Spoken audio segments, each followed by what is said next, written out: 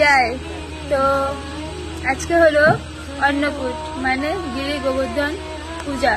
তো গিরি গোবর্ধন পূজা মানে খাবারের বাহার।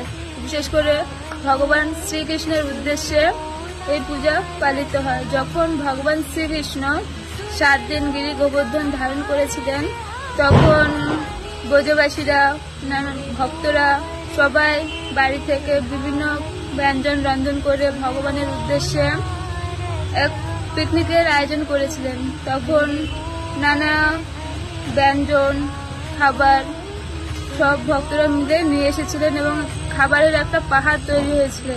তো সেই পাহাড়কে গিরি গোবর্ধন বলে পূজা করা হয়, গিরি গোবর্ধন বলে পূজা করা হয়। তো এটা হলো গিরি গোবর্ধন।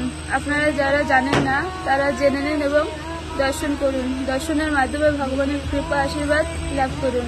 হরে কৃষ্ণ।